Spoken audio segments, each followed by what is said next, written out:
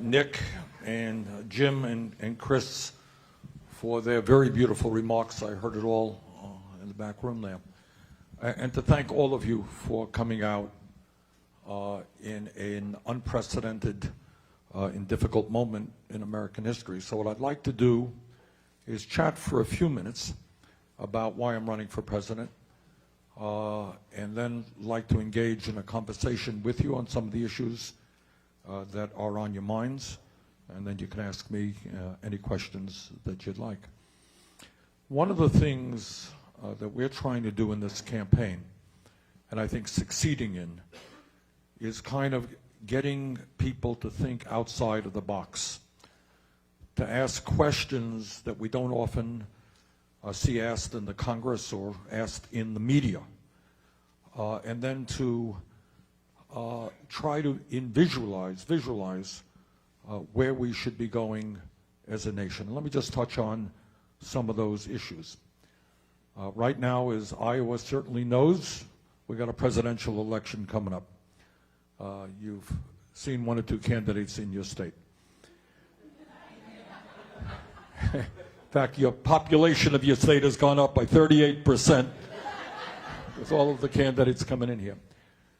But what we don't often ask about our country is to what degree today we really are a democracy. Now, I come from a small rural state, it's probably even more rural than Iowa. And we have town meetings every year where people get together, rooms like this, to argue about how much they want to spend on education or the roads or municipal government. And at the end of those meetings, people raise their hands and you got one person, one vote. That's what it's about. One person, one vote. Nobody has two votes. Nobody's buying the election. So we got to ask ourselves where we are as a democracy today. And I got to tell you, I am very, very concerned about the corruption of our political process and the fact today that billionaires, people with unlimited amounts of money, are able to spend hundreds of millions of dollars to buy elections. People in this country throughout our history have fought and died to preserve democracy. And democracy is a pretty radical idea from world history perspective. What it means is you have a vote and you got a vote, and it's not a king or a queen or a billionaire determining the future of your country. But I am worried about where we are with democracy, and I'm worried about the ability today of billionaires to control our government. That's issue number one.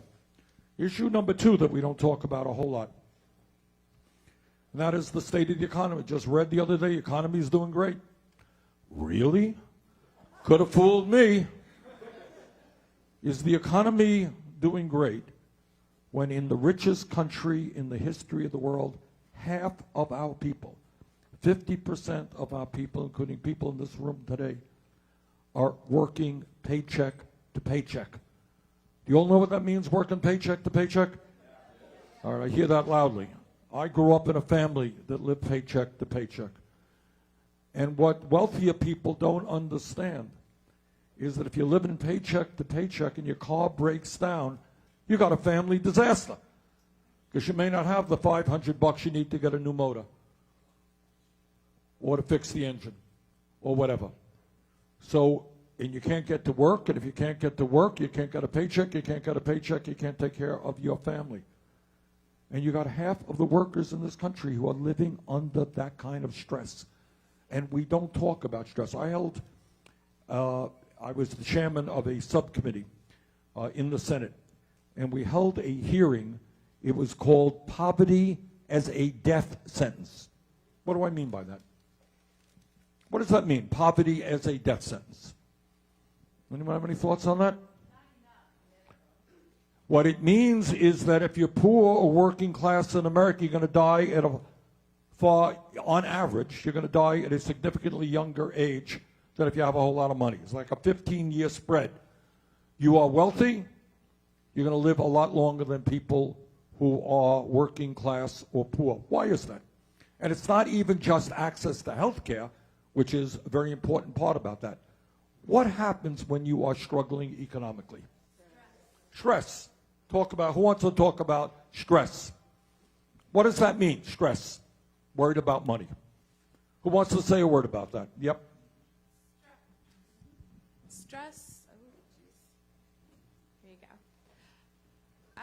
Stress can make you sick. Stress, not only mentally wears you out, but it also physically wears you out.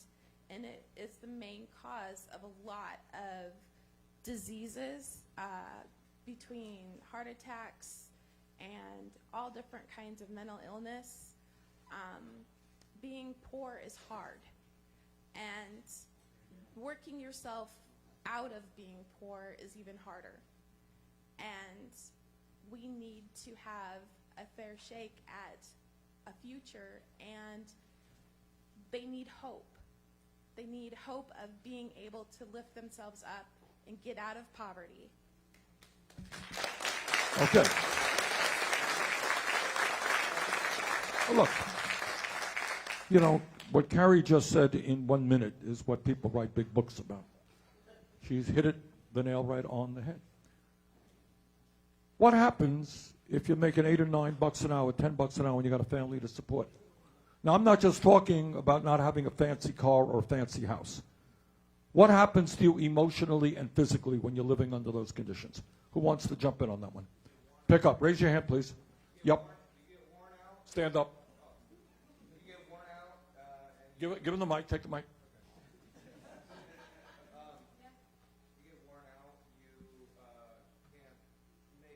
You might have to work even if you're sick, and you can exacerbate the issues that you already have. You can exhaust yourself into a place where your immune system is not working up to its full ability, and you might hurt yourself and not have any way to take care of that.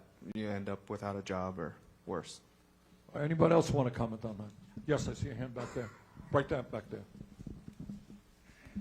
You're tired, you feel humiliated, you can't work to better yourself, right? Like, how do you get home and then take night classes? How do you get home, take care of your family, and do other things to better your life? You're stuck in a perpetual system that you're just basically surviving, and you can't get any better.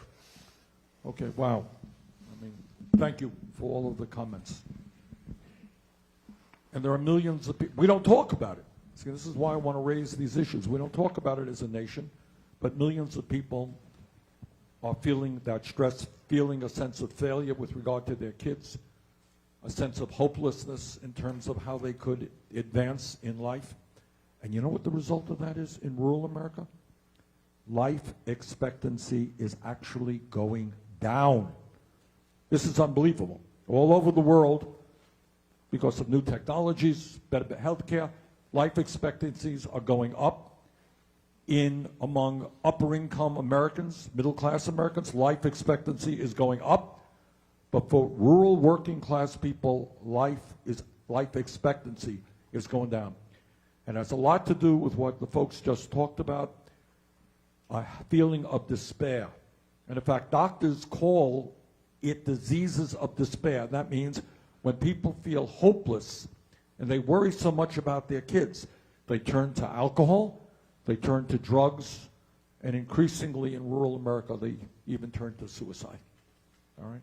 So this is part of what's going on in the richest country in the history of the world, in an economy which is supposedly doing very well. So what our job is to create an economy, not a radical idea, that works for all of us and not just the few. And while so many people are struggling, and so many people are dying, and so many people are dealing with stress and suffering, you got 3 people on top owning more wealth than the bottom half of America.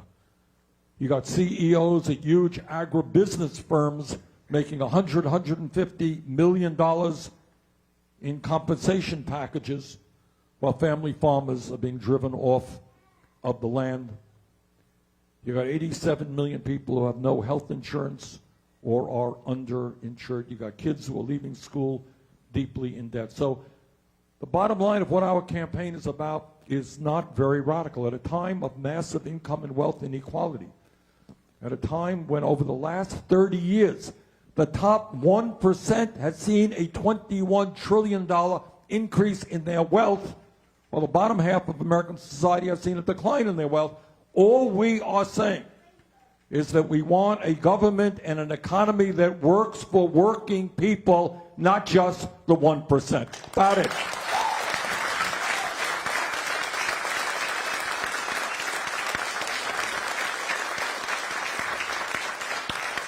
I don't think that that is a radical idea. And when we talk about a rational economy that works for all people, we of course are talking about health care as a human right. Health care is a human right. Question. Here's my question to you. You know, I'm often perceived by my opponents, by the establishment, by the media. I'm a radical guy. I believe in health care for all. How many major countries are there in this world that do not guarantee health care to all? Anyone know the answer? That's right. I live 50 miles away from the Canadian border. In Canada, if you have a serious health problem, you have major surgery, you're in the hospital for a month, you would run up a bill equivalent in the United States to hundreds of thousands of dollars. What's your bill in a Canadian hospital? Anyone know? Zero. You go to any doctor you want, you go to any hospital you want, and yet at the end of that, the Canadians, like every other major country on earth, are spending half as much per person on health care as we do. We're spending almost $11,000 on health care for every man, woman, and child in this country on health care. And as Chris mentioned a moment ago, the function of health care must not simply be to make the insurance companies and the drug companies wealthy. It is not a radical idea to say that the function of health care should be to guarantee quality care to all as a right, not just make huge profits for the drug companies and the insurance companies. This is not a radical idea. Now, as you know, we're getting hassled, we're getting attacked, not just by the healthcare industry, of course we are, not just by the drug companies, not just by Trump and the Republican Party, we're getting attacked by some Democrats. But I believe the time is now, not tomorrow, not 10 years from now. You know, when you talk about healthcare as a human right, not a radical idea in America. Teddy Roosevelt talked about it 100 years ago. FDR talked about it in the 1940s. Harry Truman talked about it. Kennedy talked about it. Lyndon Johnson talked about it. Obama talked about it. Maybe after 100 years of discussion, maybe, just maybe, the time is now to take on the healthcare industry.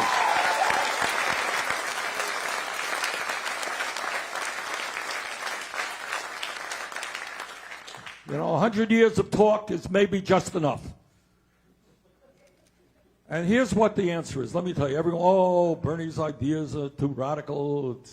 They will, you know, be very confusing, all that other stuff.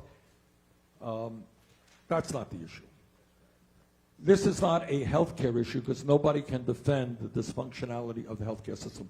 How do you defend a system in which you spend twice as much as the people of any other country, and yet you got 87 million people who are uninsured and underinsured?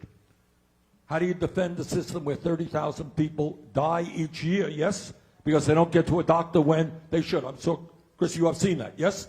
People walk into the doctor's office way later than they should have, and their situation is terminal. How do you defend the situation? This one is really unbelievable. 500,000 people in this country go bankrupt because they were diagnosed with cancer or some other terrible illness. Can you imagine? Think about it. Step outside of the box. You go to the doctor said, I got bad news for you. You're dealing with cancer, you're dealing with this or that serious illness. You got enough to worry about how you get well. And then you got to sit there worrying about, how am I going to afford $100,000 in treatment? And the end result is 500,000 people go bankrupt because of medically related bills, and many others see their credit scores destroyed because they're late in paying their medical bills. And people are getting sued by hospitals. Poor people are getting sued. They can't pay their medical bills. Step outside the box and you say, this is totally insane.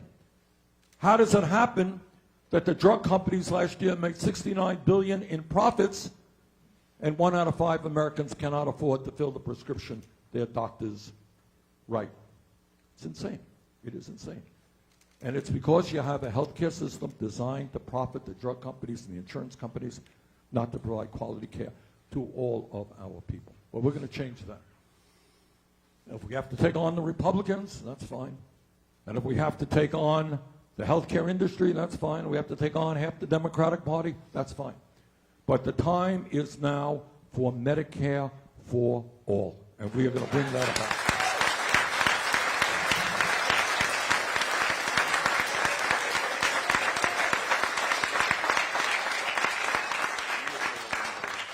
Just a couple of other issues, because then I want to open it up to the discussion.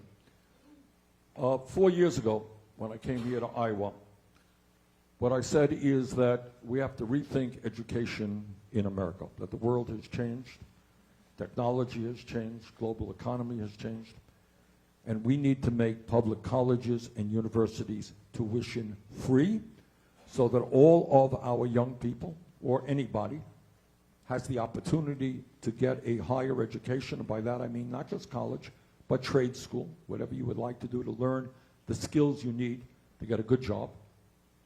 That we need to make sure that all of our people, regardless of their income, are able to do that. And 4 years ago, that was a very radical idea. Well, it's not so radical anymore, because all over this country, young people and their parents have stood up and said, you know what? Our kids are entitled to a decent education without having to go $50,000 or $100,000 in debt. So what you're seeing is state after state, community after community, city after city moving in that direction.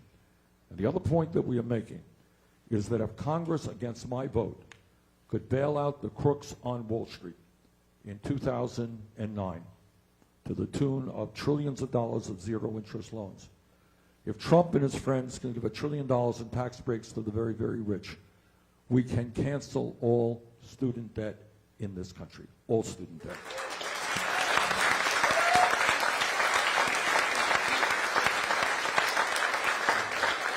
And we do that through a modest tax on Wall Street speculation.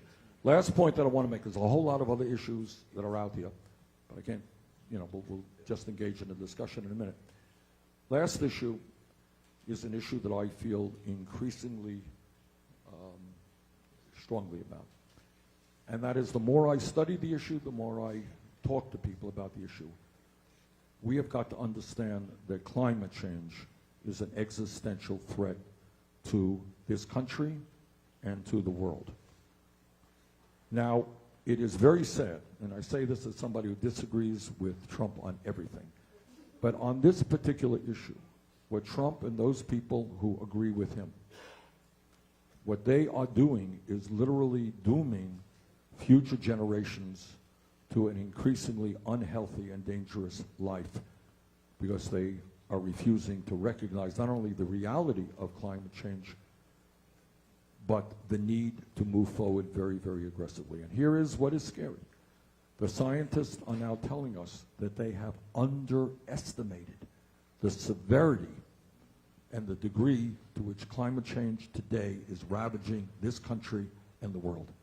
They always knew it was man-made, they always knew it was serious, but they said we underestimated the problem. You don't have to read books on this. Look with your own eyes about what is happening in the last few years. When you talk about climate, they talk about it over millions of years. We are seeing changes within our own lifetimes. You're seeing it in Iowa, we're seeing it in Vermont, we're seeing it all over the world. I was in Paradise, California. That name of that town mean anything to anybody? That's where that terrible wildfire a couple of years ago. I went there. 86 people died in the town. Talked to people who never thought they were going to get out alive. It was like an apocalypse. You have fires burning in California. Australia is now on fire. Last summer, Europe had its most severe heat wave in history.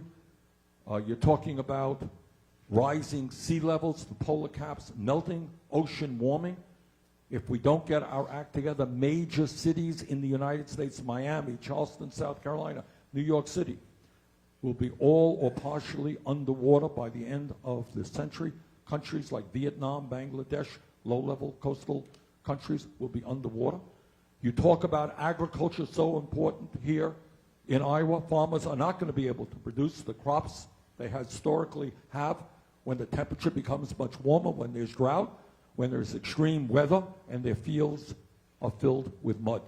Planting season will be much shorter, crop production goes down, and in fact, the nutrient quality of the crops will also deteriorate, not just in Iowa, but in America and all over the world. You talk about fish, where so many people around the world get their protein from. Species of fish are now dying as the ocean becomes warmer. Fish are moving away from places where people have historically fished. So we have a global crisis on our hands. And every day we delay action is a delay that we endanger the lives of our kids and future generations. And I'm very proud to tell you that I have introduced the most comprehensive climate change legislation ever introduced by any candidate running for President of the United States.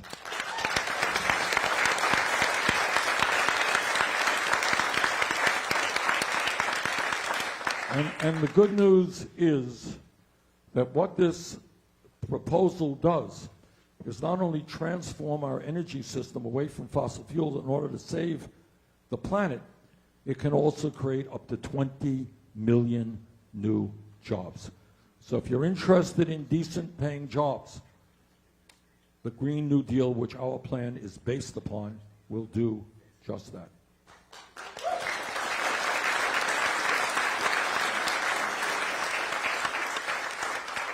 Let me conclude, and then we'll just get into a discussion by telling you, I wish I could come before you today and say, look, things are going pretty well, and we need a little fix here and a little tinkering around the edges over there, and maybe we'll do a little bit over here, and then things will be okay. If I told you that, I would be lying. We have severe crises in this country. We have massive income and wealth inequality. We are moving toward an oligarchy. And if you believe in democracy, we are going to have to deal with that. We're going to have to take on the billionaire class. And if you believe in an economy that works for all, we got to deal with massive income and wealth inequality. If you think that health care is a right, we're going to have to take on the drug companies and the insurance companies. And if you're worried about corporate power, we're going to have to take on Wall Street. You're going to have to take on the military-industrial complex and the prison-industrial complex and all of that stuff. That's what we have to do. So what our campaign is about and what the mantra of our campaign is about is us, not me. Us, not me. Question. What does that mean, us, not me? What does that mean? Is that just a bumper sticker? Yeah, it is a bumper sticker. We got it. But it's more than a bumper sticker. What does that mean? Because they said, all right, everybody gets representation. That's part of it. The truth is, us, not me, is a very profound statement in 3 words. Yup, in the back there. Stand up, be loud. Well, you got a mic coming to you. It means when you boost everybody, you boost yourself too. Good. What else does it mean? Yes, the woman in the red, right there. Right. Hi. It is trickle up rather than trickle down. Absolutely. Good. It's the village raised the child. The village also supports everyone. Good. What else does it mean? What does it mean in terms of political power? Okay, I see a hand right here. Stand up. You got a mic coming, sir. I believe that it means that this campaign is about everybody, not just about you. And I believe that this is a campaign to empower the people so we can make the changes. Right. Good.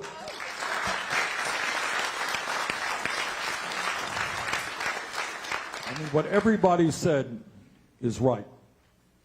But I'll pick up what the gentleman just said. And let me be honest with you and tell you what no other presidential candidate will tell you. You see, I'm not here to say, vote for me, and I'm president, I'm going to do all these wonderful things. You can go back to sleep. You don't have to worry about it. That's not the case. That is just not the way it works. Now, what the television won't talk to you about, and what Congress doesn't talk to you about, is power in America. All of you have power? Really? All of you want to run for president? Michael Bloomberg announced the other day he's running for president. Media loved it. Got a huge amount of discussion. What differentiates Mr. Bloomberg from you? About $55 billion, I assume. All right? So all of you who are billionaires, you want to run for president, get on the phone now, get yourself a consultant, and start buying the airwaves here in Iowa. All right? Buy all your consultants, and you have a shot to win it. Because you're a billionaire. Well, I don't think you have a shot to win it, but you will be considered to be a serious candidate by the news media and by the commercials that you run. All right. So the point is we have got to decide what democracy means. And what I'm here to tell you is that no candidate for president, not Bernie Sanders or anybody else, if elected, can do it alone. Do you think I can alone take on the drug companies? Well, you're damn well sure I will do everything I can. But they are very, very powerful people. And the insurance companies and Wall Street. So what we need to understand is how change takes place. How does change take place historically in America? How did workers end up getting a decent shake? What was one vehicle that they had to give them better wages and working conditions and dignity on the job? What was it? Unions. Unions.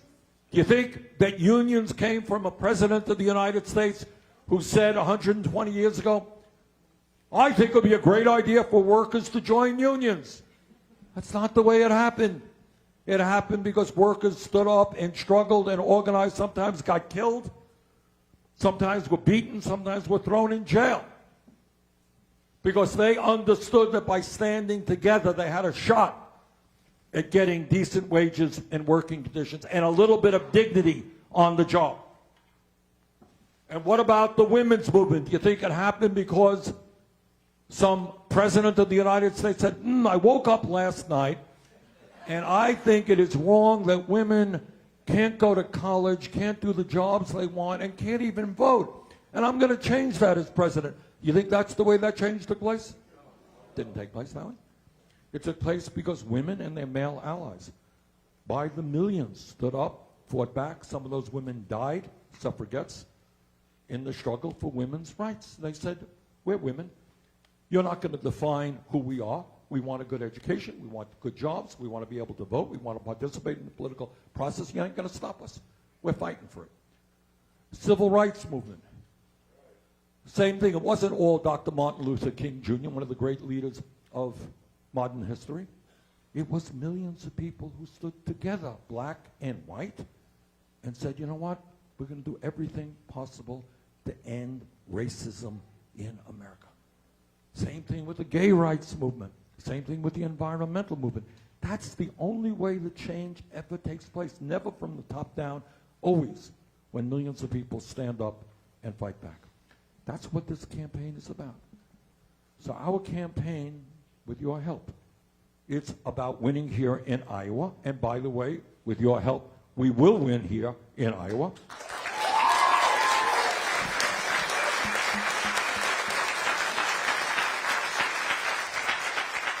It is about winning the Democratic nomination, and I think we stand a really good chance to do that. It is about defeating the most dangerous president in the modern history of our country, Donald Trump. But, unlike other campaigns, our campaign is about more than all of that. It is about transforming this country. And to do that, all of us have got to be in it together. That's what us, not me. I can't do it alone. I will lead the way. I will do everything I humanly can. But I know these guys. I know the billionaire class. I know the corporate media. I know what their power is about. And the only way we bring about change is when people stand up and demand it. And that is what this campaign is about.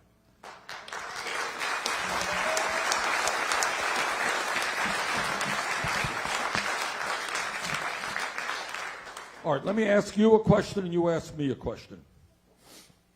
I'm on the floor of the U.S. Senate.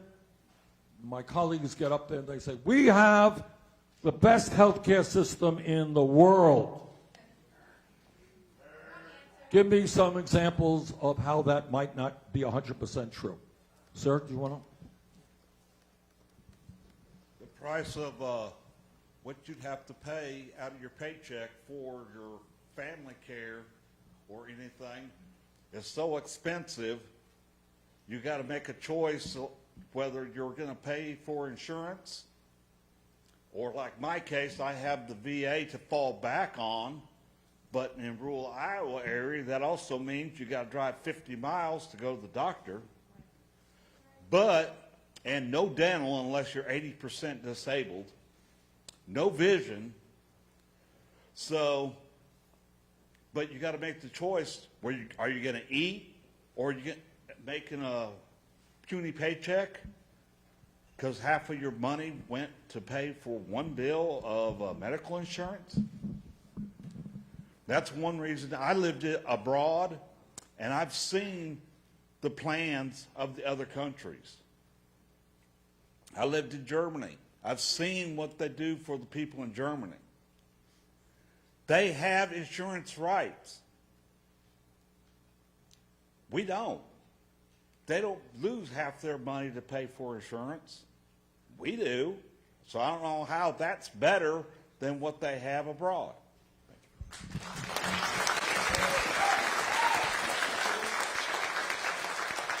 Rodney raises an issue that we don't talk about enough. I mean, Chris touched on that a little bit. And let's discuss it. Healthcare is not free. It's never going to be free. Healthcare is a pretty expensive proposition. Right now, we pay for healthcare in a totally regressive way. What we're saying is if you are the median income family in America, right in the middle of the American economy, you're making about $60,000 a year, you're paying about $12,000 a year for health insurance. It's 20% of your income. That is a hell of a lot of money. That's what you're talking about, Rodney. It's a hell of a lot of money if you're a working family. On the Medicare for All, what we do, so you all understand this because you're going to see a lot of lies on TV from the industry and others. This is what it's about. We eliminate all premiums. Rodney, you ain't going to pay no more premium. No more co-payment when you walk into the doctor's office. There's no more insane thing called a deductible. You all know what a deductible is? Take a step back and think how crazy it is. You have insurance, but you have to spend the first $5,000 of your health care needs out of your own pocket, or $10,000, wherever it may be. How crazy is that? So we eliminate deductibles, and we'll talk about that in a minute, and then we eliminate all out-of-pocket expenses. And under our Medicare for All plan, nobody pays more than $200 a year for prescription drugs because we take on the pharmaceutical industry and we substantially lower the cost of medicine in this country.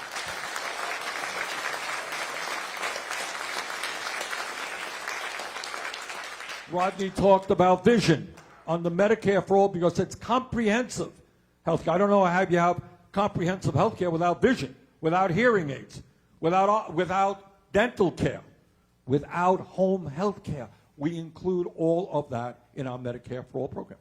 Now, is this free? Can I bring this about without any cost? Of course not. It's an expensive proposition. But, as Chris was saying a moment ago, first of all, we eliminate the $100 billion in profiteering from the drug companies and the insurance companies.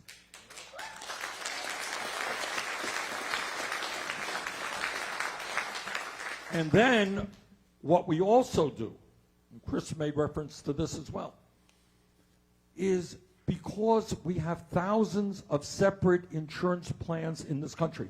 If I went around the room and I asked everybody to tell me their insurance plan, we probably have dozens right in this room right now. You have a $5,000 deductible, you have an $8,000, you're in this network, you're in that network. Your plan covers this prescription drug, your plan covers that prescription drug, your premium is this, your premium is that, you have Medicaid, you have Medicare, you have employer-based health insurance. It is a nightmare to administer this. You go to the doctor, you go to the hospital, They got to deal with all kinds of bureaucracy to process your claims. Medicare for All is a very simple program. What we do is right now, Medicare, people are eligible for Medicare when they're 65. We lower the eligibility age in year 1 to 55. Okay, how's that? All right? Year 2 to 45, year 3 to 35, year 4, everybody is in. It is the least complicated, least disruptive program. Now, how do you pay for it? Okay? It's expensive. Well, that is one way you're going to pay for it. That's absolutely for sure. But the other way we pay for it, which would impact average working people, this is what we say. Okay? No more premiums, no more out-of-pocket expenses, no more than $200 a year for prescription drugs. That's what you get. But you're going to have to pay for it. So what we do is we have a 4% tax on income excluding the first $29,000. That is exempt. So if you make that $60,000 a year in the middle of the income, you're paying taxes on $31,000 times 4% is about $1,200 a year for permanent comprehensive health care. How's that?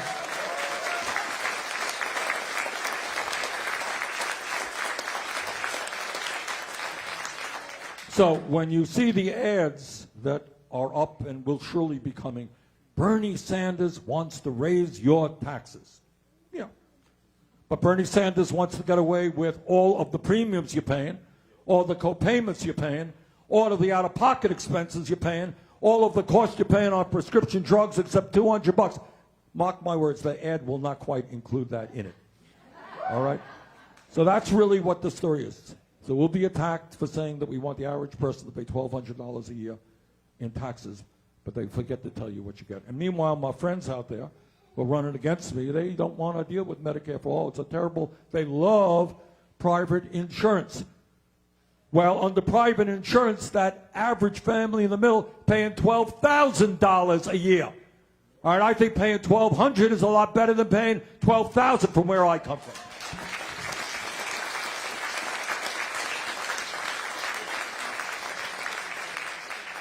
All right, a word or two on questions, comments on health care, and then we'll go on to any issue you want. Health care? Who manages what? The healthcare system will be managed in a way that Medicare is right now. It will be expanded to cover all of our people. And Medicare right now, is the most efficient, cost-effective health program in the country.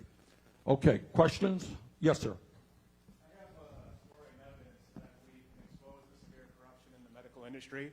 Tell us. Your name is? My name is Dustin Menke. Dustin? And I just want to thank you, Bernie, for fighting for us all these years. You're the most amazing politician of my lifetime, and I thank you. Flattery will get you everywhere. Okay, I'm sorry. Here we go. But anyhow, just to be straight here, Mayo Clinic dropped me in surgery and broke my neck. I have been denied medical care afterwards. I have substantial evidence to prove this. I'm sitting here with a breathing tube that's sitting in my chest that's being denied by medical professionals. My entire radiology history was altered. I have 2 sets of genitals. You can see 2 penises in my x-rays because before the surgery, I had no fractures in my body. And now I'm littered with fractures, so they took the old images and they stamped them on top of the new ones. Okay, you know what I'd like to do? Why don't you and I talk about that after this, okay, rather than going through the whole process. And I want to thank the nurse for speaking out because I'm here to fight for you too. I know there's good people in the medical There is industry wonderful people. that Okay. can't speak out That's about you and this, I. so thank you for talking today. Okay. I appreciate it. Okay. Thank you. Sir. Hello. I agree with everything that you say, and it keeps, in my mind, it keeps coming back to the same point. The big moneyed interests that are right now in control. How do we deal with the system where money is free speech and corporations have the rights of citizens without the responsibility of citizens without making a major change to the Constitution, which I'm kind of for. Well, one of the things that, thank you very much. What's your name, by the way? Jason Gordon. Jason. Jason asked a very fundamentally important question, maybe the most important question. I think what you're talking about is that we need change in our campaign finance system, and if we don't do that, big money continues to dominate everything that we do. All right, so what do? Well, for a start, Jason, we're going to do everything we can to overturn this disastrous Citizens United Supreme Court decision.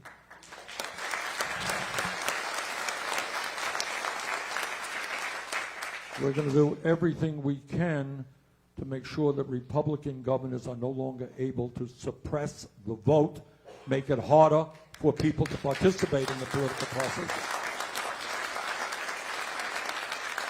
We're going to do everything we can to end the kind of extreme gerrymandering which now goes on, which denies people one person, one vote. And we are going to move toward public funding of elections. So there are ways to deal with this issue.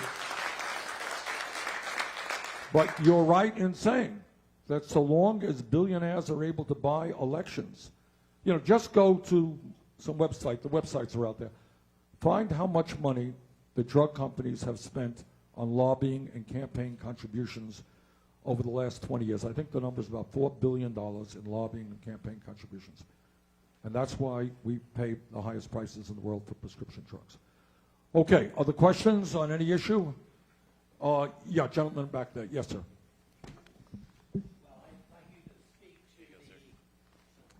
I'd like you to speak to the fact that our economy is basically being fueled by borrowing $1 trillion a year. I cannot see how our economy is considered great when we're borrowing that much money to drive it. You're right. We've got a $23 trillion debt, and under Trump it has gone up significantly, and this is an issue that we have got to deal with.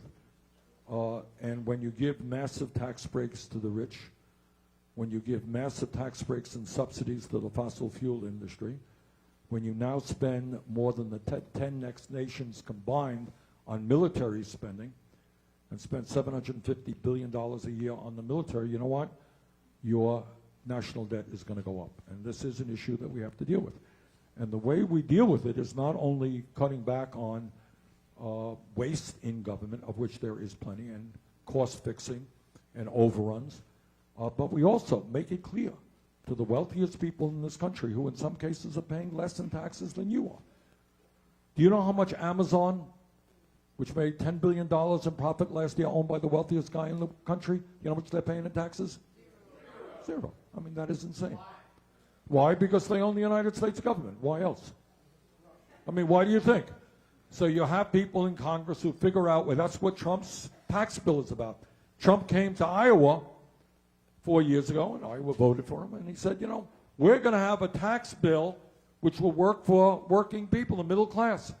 83% of the benefits over a 10-year period of his tax bill go to the top 1%. He lied. So what you need is a progressive tax system, which in the midst of massive income and wealth inequality, makes it clear that the wealthy and the powerful will start paying their fair share of taxes. Okay, other questions? Yeah, right here, sir.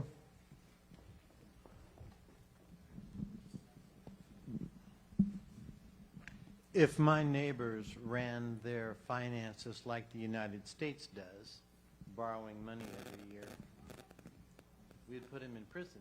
Why does the rest of the world tolerate us running our finances like this?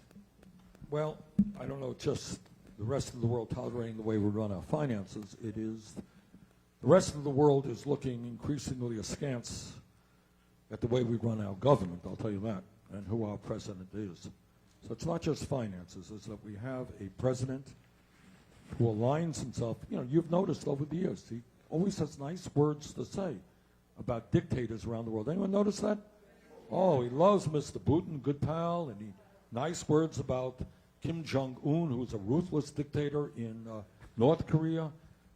Nice words about Mohammed bin Salman in Saudi Arabia, who is a murderer.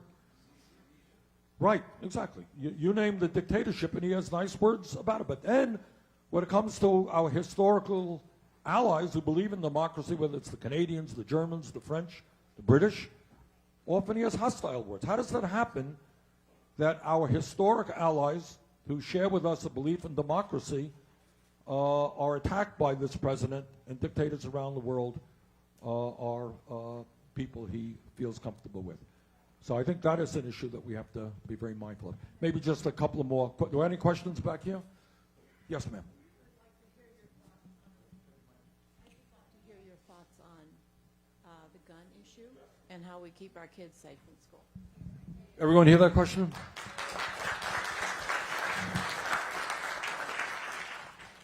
Thank you. I was in Iowa. I don't remember the town that I was in. We had a meeting just like this. And a young man looked to me like about 6'2", looked like a football player. He was in high school, big, strong guy. And he got up and he said, you know, Senator, I got to tell you that the kids in my school are very frightened about the possibility of a shooting. And then I talked to a woman in New Hampshire who gets up and says, Bernie, what do I do when my daughter, who's, look at it, 11 years of age or something, wants me to buy her a bulletproof backpack? Okay? So when we talk about gun violence, it is not just 40,000 people who die from gun violence. It's not just the horrible mass shootings that we have all seen and the trauma those raises. It is the fact that we got millions of kids today who go into school who are frightened. Kids who are taking drills. You know, what school is about is supposed to be a place of safety, where you learn, you socialize, not where you got to worry about whether or not something terrible is going to happen. So this is a major, major issue that we have to deal with. And I will answer your question simply by saying, most importantly, we will have gun policy in this country dictated by the American people, not the NRA.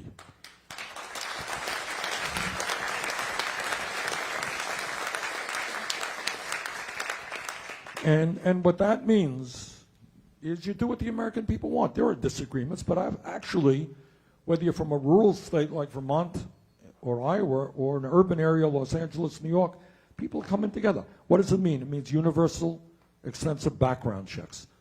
All right, you have a history of violence, you know what? You ain't gonna own a gun. It means that we do away with the so-called gun show loophole, which allows people to avoid the background checks.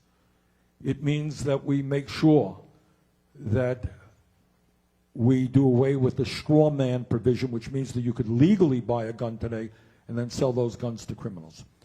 It means, and the American people increasingly support what I believe for 30 years, that we understand that assault weapons are weapons designed to kill human beings as rapidly as possible, and that we ban the sale and distribution of assault weapons in this country.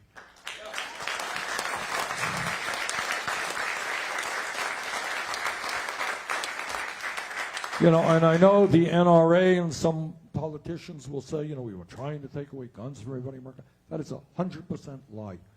In my state, you got tens of thousands of people who hunt, who own guns, and that's fine. I mean, that's fine with me. That's, you know, what people do. People hunt, they target practice. Nobody is threatening that. But what we are trying to do is make sure that when our kids go to school, they are safe, and that we do everything that we can possibly do to end this terrible mass shootings that we have seen. Okay, maybe one or two more questions. All right, young man right here. You got a mic coming. Thank you. I'm just here today because I have a very close friend who lives right now in Venezuela. And so when I consider what candidates I'm going to support this election, I want to support somebody who's 100% committed to the restoration of democracy, human rights, and rule of law in that country. Along with Venezuelans from across the country, I went to Washington, D.C. a month ago, and we met with different staffers and members of Congress. We met with your foreign policy aide, and I know that a lot of members of our community would be really eager to meet with you, to talk with you about what we can do for the Venezuelan diaspora. I want to thank you for your support of the TPS, and I know for a lot of Venezuelans that I talk to from across the country, it's really important too that we support the National Assembly, the last legitimately elected body of government in Venezuela, that we support the interim president and his determination to bring back that democracy, human rights, and rule of law, and that we have a tough approach on people that are making billions and millions while other people are struggling. So. Thank you. And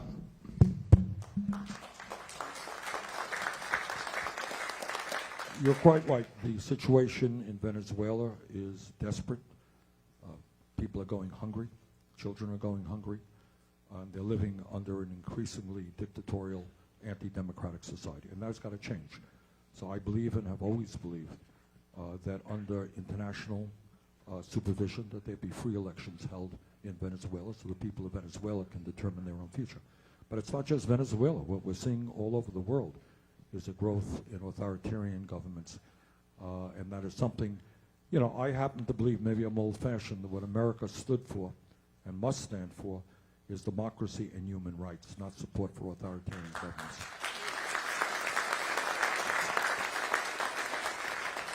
All right, with that, I think we're going to have to move on, but I just wanted to thank all of you for coming out. This is a perilous moment in American history. And I have a request of you, is we are going to be doing some massive campaign literature drops. Anybody here interested in helping us go door to door handing out literature? Anybody do that? All right. All right. If you can give your name to Misty, she would. Misty is our state director here in Iowa. But we can use some help just doing door hangers that we'll do in a few weeks or so. All right. Thank you all very much.